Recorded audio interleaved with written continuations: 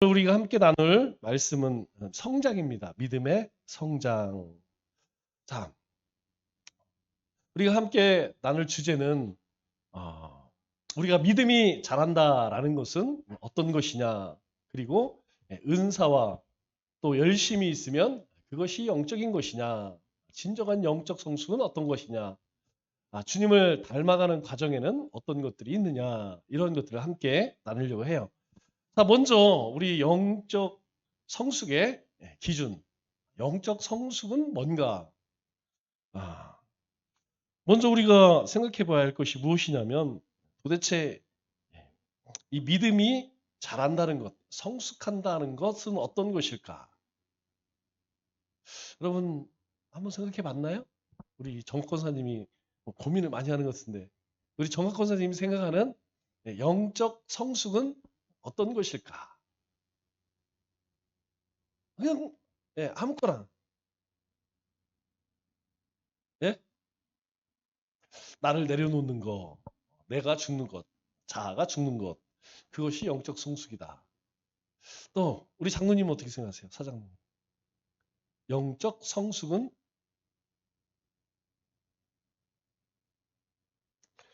이게 이제 우리도 지난주에도 함께 나눴듯이 되게 이게 좀 광범위하죠? 거룩함.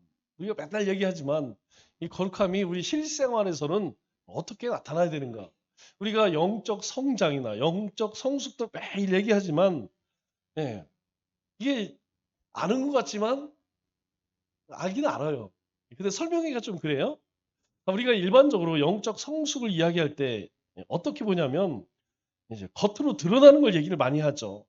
즉 기도를 많이 한다, 성경을 많이 본다, 예배에 빠지지 않는다, 은사가 나타난다, 그리고 전도를 잘한다.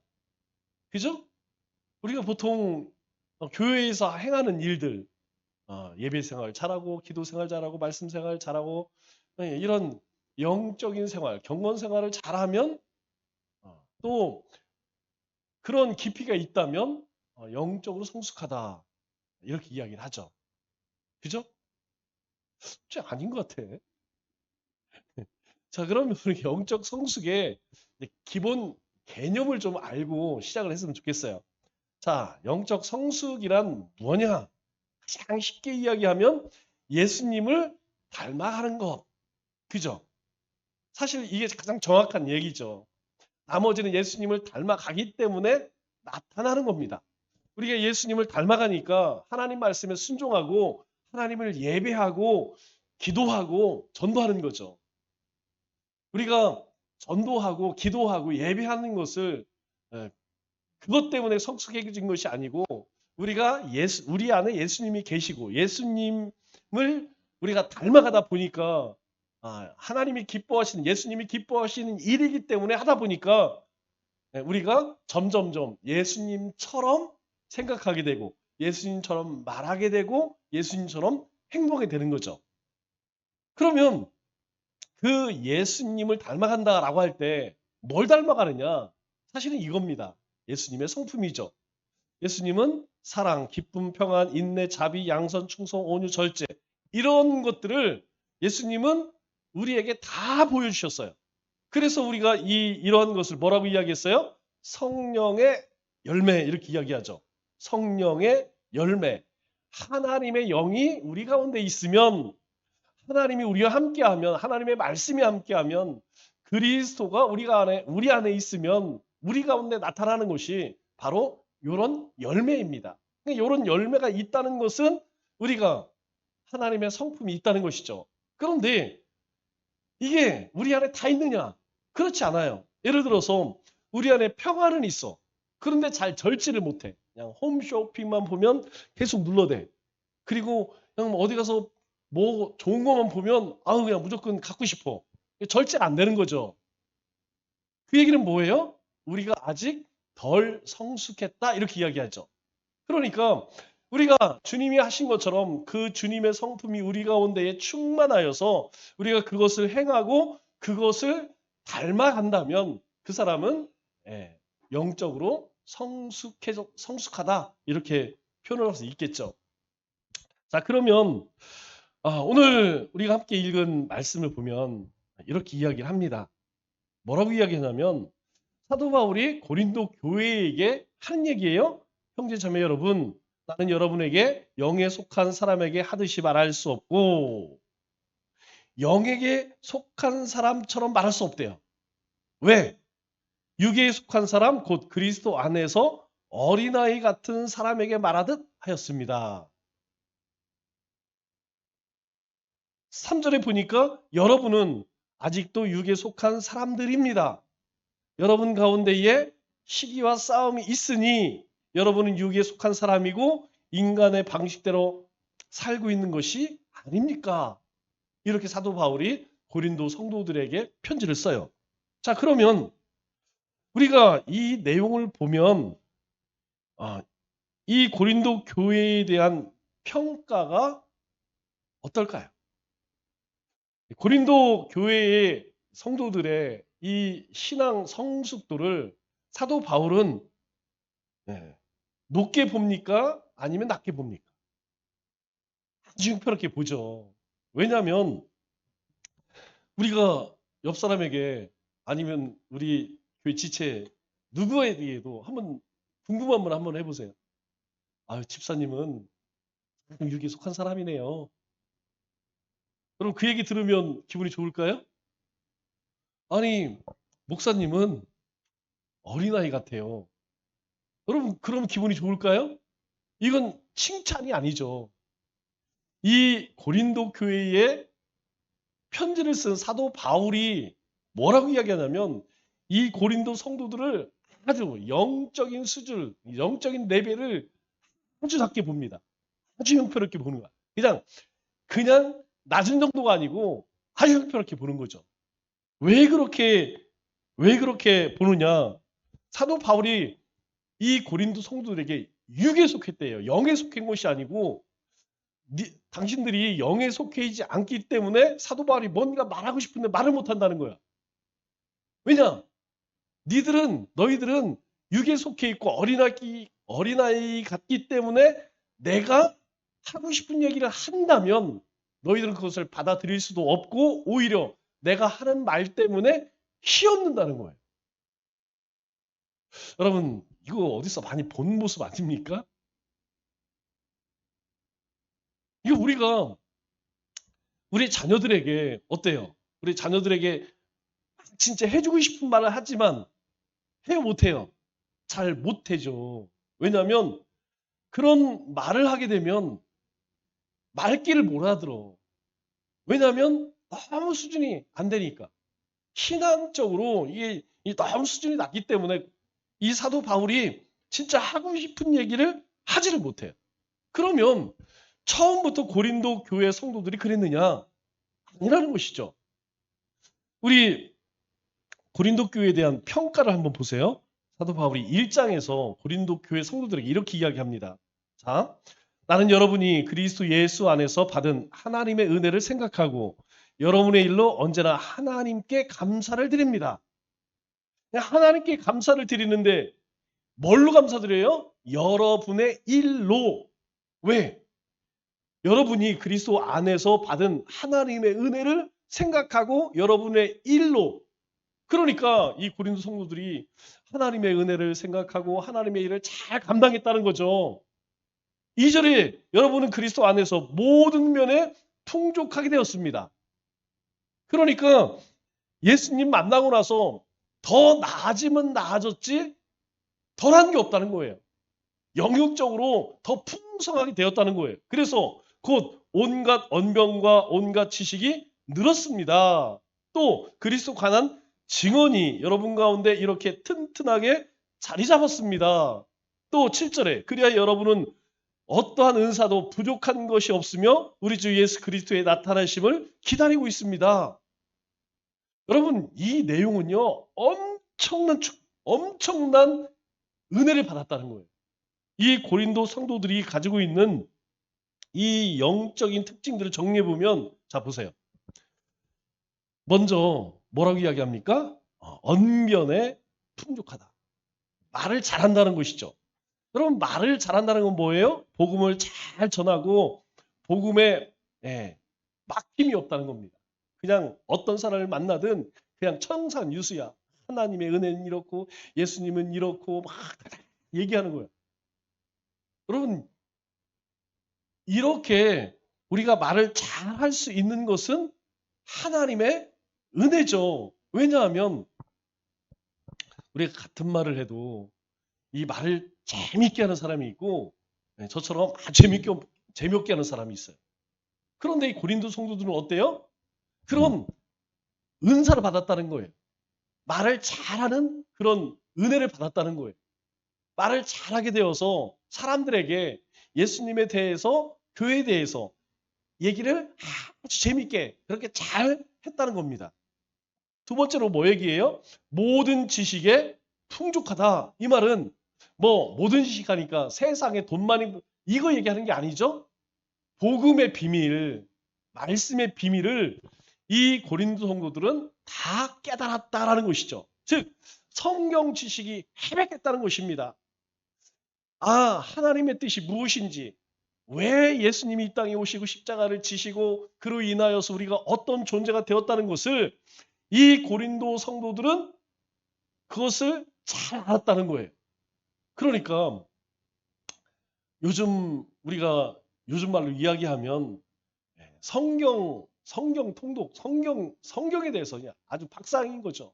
성경의 내용들을 아주 잘 아는. 누가 그랬냐면 고린도 성도가 그랬어요. 자, 세 번째로는 그리스도를 증거하고 또 뭐라고 이야기합니까? 경고케 했다. 이 말은 이들이 구원의 확신이 분명했다는 거예요. 구원의 확신이. 우리 얼마 전에도 함께 공부를 했죠? 여러분, 이 구원의 확신이 없으면 이 삶이 오락가락합니다. 삶이 여기에서는 뜨겁고 나가서는 그렇지 않고 우리가 하나님 앞에서는 막 울고 짜고 나가면 맨날 싸우고 그렇게 바뀌는 거예요. 그런데 이 고린도 성도들에게는 그 구원의 확신이 분명해서 어디를 가든지 나는 구원받은 하나님의 자녀라고 하는 정체성이 분명했다는 것이죠. 여러분 이 신앙생활에서 흔들리지 않는 가장 중요한 표징이 무엇이냐면 이 정체성입니다. 정체성. 나는 하나님의 은혜로 말미암아 하나님의 자녀가 되었다. 나는 하나님의 자녀가 되었다는 것을 우리가 고백하고 그렇게 살아가는 것. 이거보다 중요한 게 없어요. 이게 분명하지 않으면 오늘 하루 종일 그 얘기하죠. 하나님으로 충분한가? 하나님으로 충분한가? 안 충분합니다. 절대로 하나님으로 만족할 수가 없어요. 하나님도 있어야 되지만 이것도 있어야 돼. 저것도 있어야 돼. 라고 이야기를 해요. 그런데 이 정체성이 분명한 사람은, 구원의 확신이 분명한 사람은 분명히 고백합니다. 하나님이면 됩니다. 하나님이면 충분합니다. 알아요. 나머지 것들은 별 큰 문제가 되지 않는다는 것. 그렇게 건강하지 않아도 또 우리가 많이 소유하지 않아도 권세가 없어도 아무 문제가 되지 않는다는 것을 정체성이 분명한 사람은 확신합니다. 흔들리지 않습니다. 누가 그랬냐면 고린도 교회 성도들이 그랬어요. 세 번째로 은사의 부족함이 없다. 요즘에는 우리가 이제 방언 많이 하지 않는데 전 어렸을 때 제가 고등학교 때까지만 해도 고등학교 제가 90년, 91년 군대 제대를 제가 91년 5월에 제대를 했어요. 그때까지만 해도 우리가 기도하면 통성 기도하면 방언 기도를 했습니다. 제 기억으로는. 제가 그때까지는 여기 시골에 있었어요. 여기 세종에 살았어요.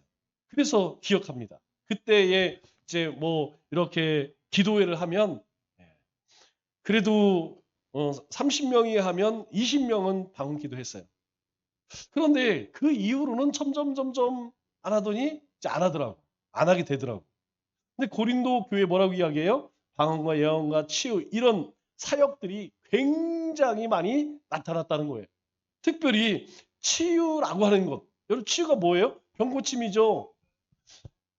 지금도 병원에 가면 그렇게 환자가 많아. 여러분 지금은 의술이 좋아져서 우리 김하승 원사님이 살았지. 여러분 저게 왜 신우신념이 무서운지 아세요? 여러분 우리 몸에는 이 세균이 굉장히 무서운 겁니다. 세균. 이 세균이 들어오면요. 항생제를 안 맞으면 죽습니다. 여러분 항생제가 나온 지 페니실린이 나온 지가 얼마 안 돼요. 2차 세계대전 때 나왔잖아요. 그 전에는 아주 사소한 거 파상풍이라고 그러죠? 녹슨 못 같은 거 이렇게 상처 나면 거기에서 그냥 세균 들어가면 죽어요. 그걸로 죽어. 이 신우이신염이요. 세균으로 거의 대장균이 들어가요. 그러면 왜 무섭냐면 그게 거의 제가 아는 상식이에요. 우리 여기 병원에 계신 분도 있지만 제가 아는 상식으로는 저도 이 3, 4일 안에 빨리 항생제를 안 맞으면 그게 이제 염증으로 생기는 염증이 무서운 게 아닙니다. 이 신장에 염증이 생기면 거의 90%가 폐혈증이 나타나요. 폐혈증. 이 폐혈증이 왜 무서우냐? 폐혈증은 이 폐혈증을 일으키는 균을 찾아내지 못하면 그거는 죽습니다. 그러니까 이 폐혈증을 만들어낸 그 세균이 뭔지를 빨리 찾아내야 돼. 그게 사람 살고 그 하루 이틀 사이에 못 찾아내면 죽는 거예요, 그냥. 이 폐혈증이 그래서 무섭습니다. 그래서 이 폐혈증이 어디 무슨 세균으로부터 왔다는 거 알면 빨리 처방하면 살아. 근데 못하면 죽습니다.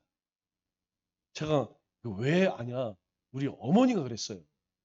우리 어머님이 가다가 넘어지셨는데 교통사고나 넘어졌는데 여기 이 뼈가 부러졌어요. 이 환도뼈가. 그런데 부러졌는데 이 부러진 걸로 폐혈증이 온 거야.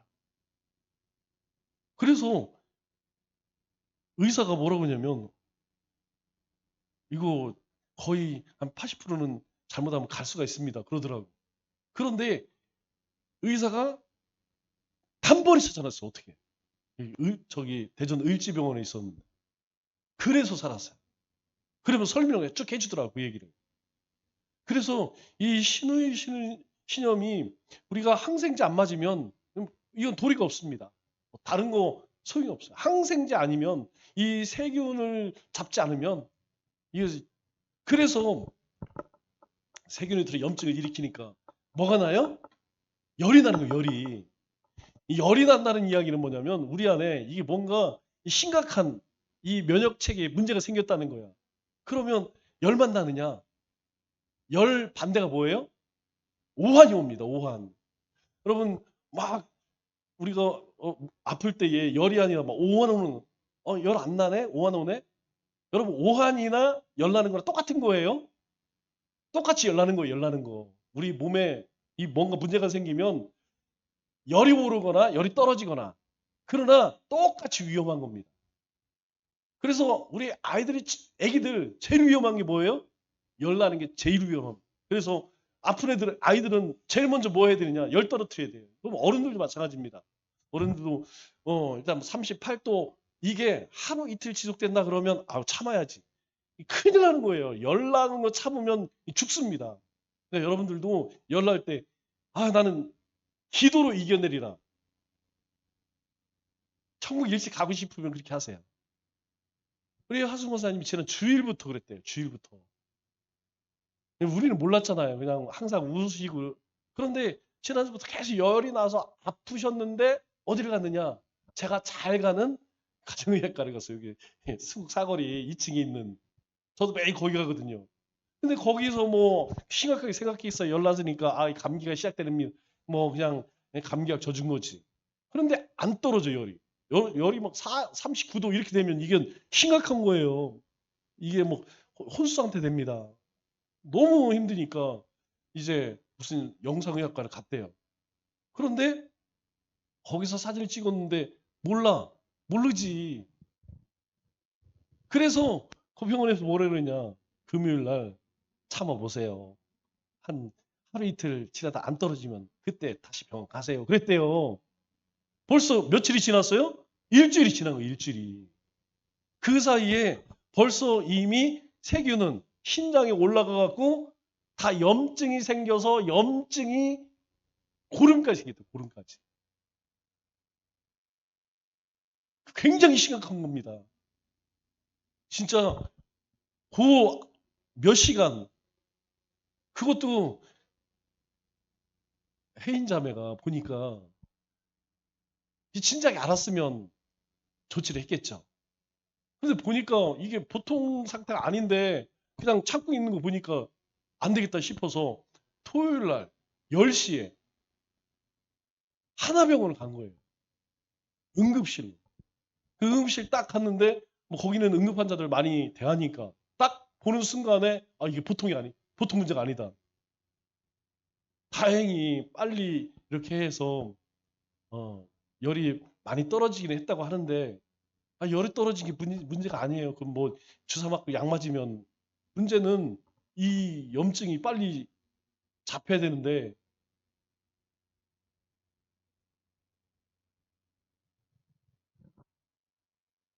현대에도 그런데요. 여러분 이때에는 병 걸리면 죽는 겁니다. 그런데 이 고린도 교회에 어떤 은사가 나타나 있어요? 치유의 은사. 손을 대고 기도하면 그런 병자들이 그냥 막 나. 이게 선교지에서는요. 우리 이성훈 선교사님도 이제 음, 주로 이제 빈민가하고 저기 막 산 그 미종족 막 이런데 그런데 하나님께서요. 이런 우리 같은 이 도시에는 잘 안 나타나. 그런데 그런 산속 있죠. 정글 속에 들어가서 막 거기 사는 사람들 거기에서는요. 엄청난 일들이 일어나요. 막 찬양 가운데에서 병이 낫고 회복되고 이런 역사들이 일어납니다. 고린도 교회가 그런 은사들이 많이 나타났다는 거예요. 또 뭘 얘기합니까?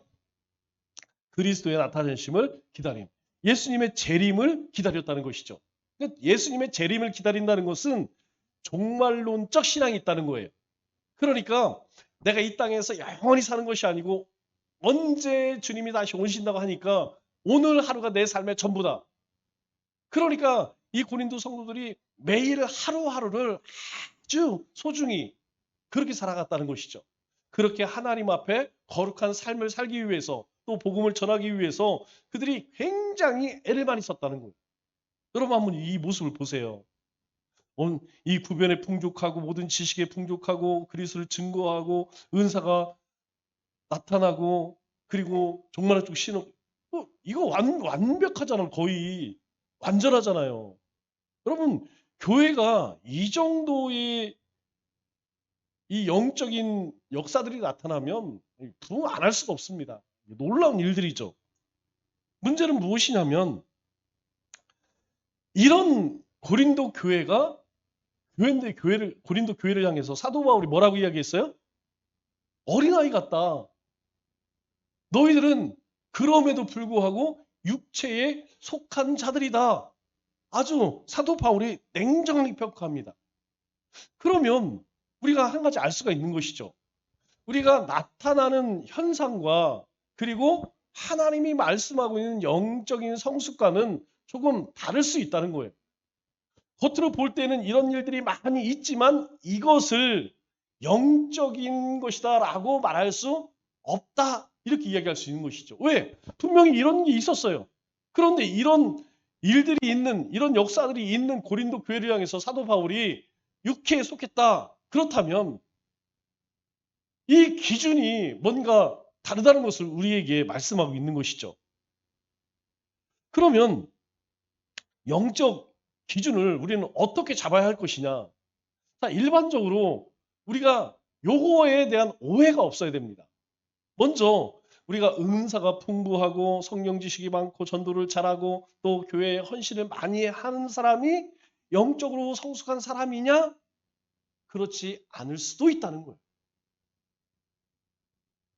반면에 사도 바울이 이렇게 이야기하는 이유가 있습니다. 우리 요즘에 큐티 말씀을 고린도 전서 말씀으로 묵상하고 있잖아요.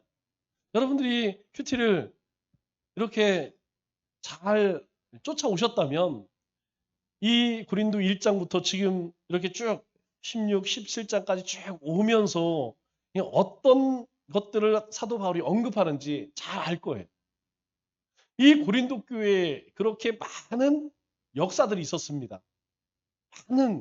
그런데 문제는 무엇이냐면 그들 안에 첫 번째 1장에서 언급한 것이 너희 안에 왜 게바파, 바울파, 아볼로파, 그리스도파 이런 분당을 지어 너희 가운데에 분쟁하고 있는 다투느냐. 사도 바울이 이걸 언급해요. 그러면서 그 다음에 뭐 얘기해요?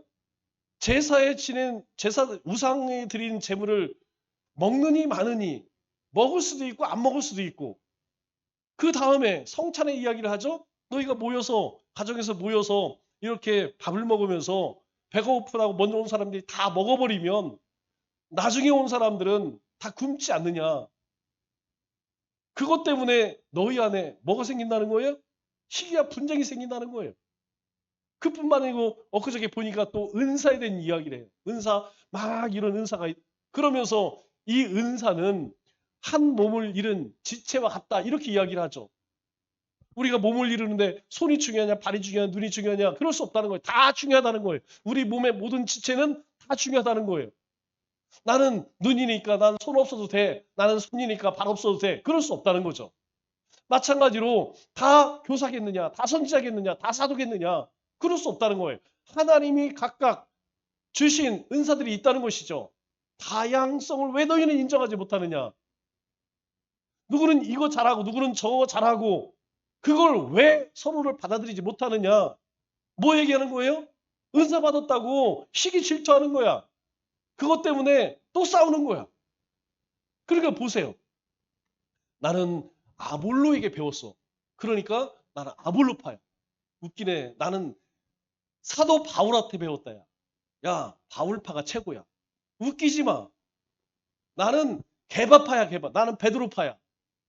야, 그거 다 소용없어. 예수님이 최고지. 예수님파야, 나는. 그래서 어떤 이슈가 생기기만 하면 이 고린도 성도들은 파당을 치는 거예요. 분쟁을. 예, 무슨 파, 은사파, 방언파 모여. 치유파 모여. 이렇게 자꾸 모여서 뭐해요? 파당을 만들어. 그것 때문에 계속 싸우는 거예요. 계속. 자, 그러면 이게 왜 문제일까요? 이것이 문제가 되는 시기와 분쟁 때문에 다투고 이것 때문에 싸우는 이 문제 근본적으로 왜 그렇다는 거예요? 우리 지난 시간에 함께 공부했죠. 내가 사는 것은 내가 사는 것 아니요. 누가 사는 거예요? 그리스도가 사는 거라고 이야기했잖아요. 그리고 또 예수님께서 나를 따르거든 자기를 부인하고 자기 십자가를 져야 된다고 말씀합니다. 그러면 우리가 시기하고 분쟁하고 다투고 싸우는 이유는 뭐예요? 자기가 죽어졌다는 거예요? 안 죽어졌다는 거예요? 이거 얘기하는 거예요. 사도 바울이. 우리 안에 내 자아가 죽지 않았기 때문에 여전히 내 중심으로 가야 된다는 거예요. 탁구 이야기하면 우리 자아가 죽지 않아도 우리는 말을 잘할 수 있고 전도할 수 있고 교회에서 열심히 일할 수 있고 직분 받을 수 있다는 거예요. 그런데 우리는 이런 교회에서 내가 열심히 일하고 직분 받고 뭐 한다고 하여서 내 말을 들어야 돼. 내 뜻대로 해야 돼. 사도 바울은 그래서 이 고린도 성도를 향해서 육에 속한 자 너희들은 아직도 어린 아이들 같은 자들이기 때문에 내가 너희들에게 진리를 더 얘기하고 싶어도 얘기할 수가 없어. 왜 그래요? 아직 내가 살아있는데 내 생각과 하나님의 말씀이 부딪힐 때 뭘 쫓아가야 할까요? 하나님의 말씀을 쫓아가야 되죠. 그런데 하나님의 말씀을 이기려고 그래. 하나님 말씀 위에 서려고 해. 그래서 나타나는 것이 바로 이 시기와 분쟁이라는 것입니다. 여러분 이 분쟁을 일으키는 우리가 흔히 트러블 메이커라고 해요. 이 문제를 일으키는 사람들의 특징이 뭐냐? 자아가 죽지 않는다는 거예요. 결국 우리의 신앙의 싸움은 뭡니까? 나와 진리의 싸움 아니겠어요? 내가 주님 앞에서 얼마나 죽어지느냐. 내가 죽어줘야지 순종하지 않겠습니까? 주님의 뜻을 쫓아가지 않겠어요? 내가 살아있으면 여러분 절대 순종이 안 됩니다. 원수까지 사랑해라. 아니, 어떻게 원수를 사랑해? 내가 죽지 않는데. 내가 죽어야지 원수가 불쌍하게 여기시는 거예요.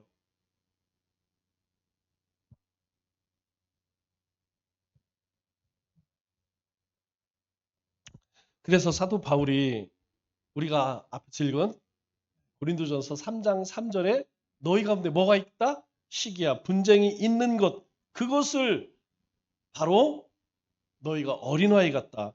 너희는 아직 육에 속한 자. 이렇게 이야기를 하죠. 그래서 우리가 항상 조심해야 할 것이 무엇이냐면 이 파당 짓는 걸 참 조심해야 합니다. 왜냐하면 이 파당을 짓는 것, 어떤 이 자기들만의 모임이 있다는 것은 결국은 영적으로 미성숙뿐만 아니라 공동체를 파괴합니다.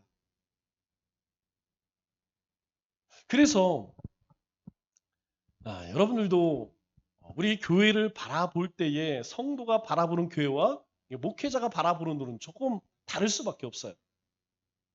다른 것들은 우리가 덮어주고 뭐 이렇게 용납하고 넘어갈 수가 있습니다. 그런데 그렇지 않은 이 포도원을 허무는 교회를 허무는 행위에 대해서 이것을 애시당초 이걸 끊어내지 못하면 더 큰 문제가 생겨요. 이건 제가 여러분들에게 수없이 얘기했던 얘기입니다. 직접적으로 얘기하지 않고 돌려서 이제까지 엄청 얘기 많이 했어요. 앞에서 꾸미는 자, 그리고 그것을 실행에 옮기는 자, 그리고 아무것도 모르고 쫓아가는 자. 여러분 많이 들어봤죠? 제가 이 얘기를 언제 했느냐? 2019년, 20년 이때부터 종종 자주 얘기했어요. 왜 했을까요? 여러분 왜 얘기했을까요? 항상 이 교회의 이 파당은요, 혼자가 안 됩니다. 여러분 혼자 아무리 떠들어도요, 사람들이 동조를 안 해주면 이 당파가 안 만들어져요. 파당이 안 만들어집니다. 그렇기 때문에 어떻게 하느냐? 우선은 우리가 그렇게 안 본다고 얘기했죠. 교회에 대한 불만 이런 것들을 막 던져요. 막 소리를 냅니다. 그러면 거기에 반응하는 사람들이 있어요. 아 맞아. 아 우리 교회는 어떻고 우리 목사님 어떻고 그래요. 그러면 그런 사람들이 이렇게 모여져요. 먼저 이렇게 싹 한번 뿌립니다. 그러면 거기에 반응하는 사람들 이렇게 파당을 만들어요. 그래서 어떻게 해요? 그것을 힘으로 삼는다는 거예요. 그것은 이 교회를 위해하는 거기 때문에 그런 행위에 대해서 용납이 안 됩니다. 그것을 그냥 사랑하라 했으니까 사랑하자 이렇게 넘어갈 수 있는 문제가 아니에요. 우리 여러분들 기억하실지 모르겠지만 처음에 와서 우리 조직이라는 걸 만들었어요. 조직을 만들어서 사역을 분배해 준 이유는 뭐냐? 모든 교회의 사역은 성도님들이 교회의 주체가 되는 거예요. 저는 말씀과 기도에 집중하고 일들은 성도님들이 하시고요. 우리가 흔히 이야기하는 평신도 사역. 그런데 이전에는 그렇게 안 했잖아요. 그죠? 이전에는 한두 사람이 거의 이렇게 교회를 다 해갔어요. 그것을 이제 A 권사는 이거 B 이렇게 다 나눠줘서 당신 이거 하고 이렇게 나눠줘. 문제는 뭐냐면 새롭게 한 사람들은 절대로 불평이 없습니다. 나에게 주어진 일이니까 내가 열심히 한번 해보자. 그런데 문제는 이전에 기득권 내가 다 쥐고 했던 사람은 죽겠는 거지. 왜? 이전에는 내가 다 했는데. 그런데 이제는 예전에 내가 나를 따르라 했던 사람들이 다 하니까 나는 하루아침에 그러니까 어떻게 해요? 그것에 대한 불만을 이야기합니다. 불만을 이야기해서 어떻게 해요? 분당을 만들려고. 이런 부분들이 이 고린도 교회에 있었다는 거예요. 그래서 이 고린도 교회가 그렇게 많은 우리 방금 전에 본 것처럼 굉장히 많은 은사가 있고 성경 지식이 있고 열심히 있었지만 사도 바울은 그것을 영적으로 성숙한 사람들로 인정하지 않았다는 것이죠. 우리 신앙은 그렇습니다. 내 신앙이 성장하기 위해서는 우리가 모든 부분에서 내 중심이 아닌 예수님 중심, 말씀 중심으로 바뀌어져야 돼요. 내 중심으로 이건 이렇게 했으면 좋겠고 이렇게 하지 않았기 때문에 나는 하기 싫고 하든지 말든지 여러분 아직도 우리 마음 가운데 있다면 여러분 이게 되게 어려운 거예요. 신앙이 잘할 수가 없습니다. 신앙이 자라가야 되는데 즉 예수님을 우리가 닮아가야 되는데 내가 살아있으면 내 자아가 내 자신이 살아있으면 내가 신앙생활의 중심이 되면 항상 그 자리에 머물 수밖에 없어요. 머무르는 것도 끝나지 않습니다. 그냥 혼자만 그런 것이 아니고 그런 사람들, 그런 유유상중이라고 그런 사람들이 모여서 결국은 이 시기와 분쟁을 내게 된다는 것이죠. 그래서 사도 바울이 이 신앙의 성장, 우리 믿음의 성숙에 대해서 말할 때에 가장 먼저 이걸 얘기하는 거예요. 과연 우리는 이 하나님의 말씀을 이 고린도 성도들의 모습을 바라보면서 나는 죽어졌나? 내 생각, 내 자아 이것이 죽어졌느냐? 이것이 죽어지지 않고는 우리의 신앙이 성장되지 않는다는 겁니다. 우리가 이제 흔히 교회에서 이제 겪는 문제. 이제 교회가 새로운 이제 부흥을 해서 조그만 지하에서 이제 2층으로 옮겨요.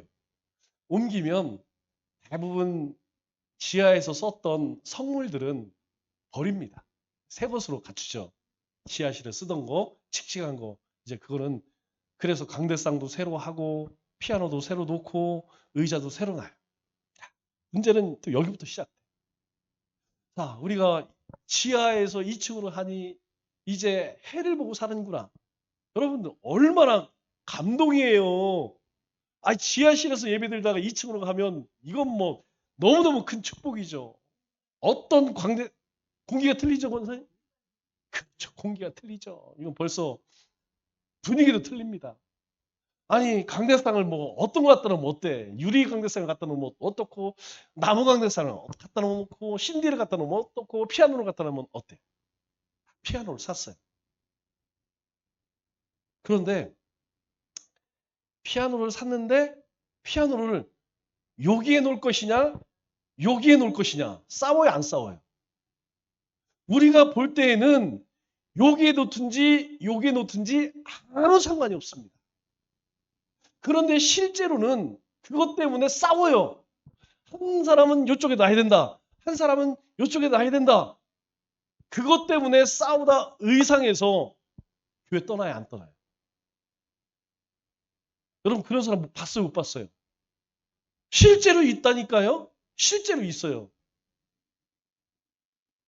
더 비근한 예를 들어볼까요? 여러분 남 얘기가 아니에요. 여러분 수요일 날 청소해야 돼요? 토요일 날 청소해야 돼요? 교회 청소하는 게 중요하죠? 수요일 날 청소하면 어땠고 토요일 날 청소하면 어때요? 그게 문제가 될까요? 그런데 한편에서는 수요일 날 청소해야 된다. 한쪽에서는 토요일 날 청소해야 된다. 싸워요, 안 싸워요? 실제로 싸워요, 그거 가지고.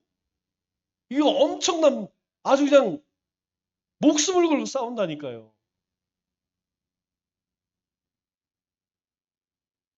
이게 사실은 고린도 교회의 문제가 아니라 우리 주변에서 쉽게 보는 그런 문제라는 것이죠.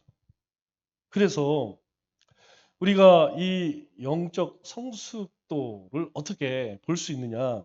자, 은사가 많고 적은 게 중요한 게 아니라는 거예요. 다시 이야기해서 일을 많이 하고 잘하고 이게 그렇게 중요한 게 아니라는 겁니다. 진짜 중요한 것은 무엇이냐면 내가 내 자아가 얼마나 죽어졌느냐. 예, 수요일 날 이쪽에 노착 우기면 여러분 그냥 그렇게 하십시오. 이게 자아가 죽은 거예요. 이쪽에 놔야 됩니다. 하는 사람 앞에서 아닙니다. 이쪽에 놔야 됩니다 하고 팍팍 싸우면 그거는 자아가 죽어지지 않아요. 이쪽에 있건 이쪽에 있건 그리 중요한 게 아니라는 것이죠. 자, 성경을 막 백독을 했어. 성경 지식을 막 싹해. 여러분 이게 중요합니까? 그 순종이 중요합니다. 여러분 성경 말씀 아무리 많이 알아도 순종하지 않으면 그건 아무 소용이 없어요. 하나님의 말씀이 내 삶에 담아내지 않으면 내 삶 속에서 행하지 않으면 많이 아는 게 무슨 소용이 있냐는 거예요. 참고로 여러분 성경 많이 알고 신학 우리처럼 성경 공부 많이 하는 사람들이 조심해야 될 게 뭐냐면 여러분 많이 알면 그만큼 비판과 정죄 잘합니다. 잘 모르는 사람은 모르니까 이 비판을 못해요. 정죄를 못해요. 모르는데 뭘 해. 그런데 많이 아는 사람은 많이 알기 때문에 훨씬 잘해요. 많이 알면 많이 아는 만큼 성경 지식을 많이 아는 만큼 뭐 해야 되냐면 순종해야 한다는 것이죠. 그 순종의 끝판왕은 뭐냐? 사랑입니다. 오늘 큐티 하셨나요? 오늘 큐티 뭐예요? 네. 고린도전서 그 유명한 13장입니다. 사랑장이라고 그랬죠. 사랑에 대해서 쫙 얘기해요. 여러분 사랑 없으면 아무것도 아니래요. 그냥 울리는 꽹가리래. 아무 유익이 없대요. 아무 소용이 없대요. 사랑이 없으면. 하나님 말씀 아무리 말하면 뭐해. 여러분 사랑 없으면 이 사랑이 나타나지 않으면 순종하지 않으면 그거는 영적으로 성숙 얘기할 수가 없다는 것이죠. 또 봉사하고 열심히 헌신하는 거 여러분 그게 중요한 게 아닙니다. 일 잘해. 정말 그냥 소처럼 일해. 교회 오면 정말 막 팔 걷어붙이고 그냥 교회 청소 밥하고 뭐 다 잘해. 그런데 쌈딱 그냥 만나는 사람만 보면 으르는 거예요. 그냥 이 정신 나간 똥개처럼 여기 막 이 사람 물어뜯고 저 사람 물어뜯고. 여러분 그게 소용이 있을까요? 그 헌신이 무슨 소용이 있어요?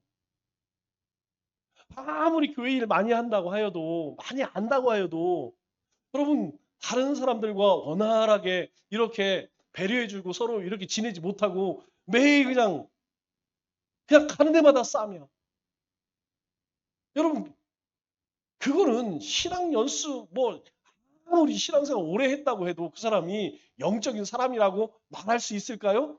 없다는 것입니다. 사도 바울이 영적 성숙에 대해 이야기할 때 가장 먼저 이 고린도 교회를 이야기하는 이유가 바로 이거예요. 자, 그러면 우리가 관심 두는 것이 어떤가를 봐야 됩니다. 여러분들이 관심 두는 것이 이 은사와 지식과 전도와 여러분 이쪽을 보십니까? 아니면 자아가 죽고 순종하고 섬김과 관계를 중심으로 여러분 한번 가만히 생각해 보세요. 여러분 우리의 마음이 어디에가 있냐면 요 영적 하나님이 원하시는 영적 성숙을 위한 이쪽으로 안 가고요. 이쪽으로 이 미성숙한 쪽을 우리는 더 선환하는 경향이 있어요. 왜 그럴까요? 한번 생각해 보세요. 내 자아가 죽고 순종하고 그리고 섬기면서 삶을 살아. 사람들이 알아줘 안 알아줘? 알아줘요 안 알아줘요? 안 알아줘요. 아무도 몰라. 아는 분은 하나님밖에 없어요. 하나님과 내 관계에서만 나타나는 거예요. 잘 몰라. 다른 사람들은. 내가 하나님께 순종하고 내 자아가 죽어지기 위해서 막 그렇게 애쓰는 거 아무도 몰라. 그런데 뭐 알아주냐? 그냥 굉장히 많이 아는 척을 하고 그리고 막 은사가 일 많이 하고 막 이러면 아, 김 집사는 박권사는 대단해. 벌써 사람들이 이 대하는 게 좀 틀려져. 말하는 게 틀려져. 내가 하나님 앞에 죽어지기 위해서 막 몸부림치는 거는 아무도 몰라. 알아주지도 않아. 아무도 몰라요. 그럼 내가 교회에서 조금만 뭐 하면 벌써 사람들이 아유 우리 최 집사는 벌써 이 은혜 받았나 봐. 아, 사람들이 그러니까 어떻게 해요? 정말 하나님이 바라시는 내가 죽어지고 말씀을 쫓아가고 이런 걸 쫓아가야 되는데 이걸 자꾸 쫓아간다.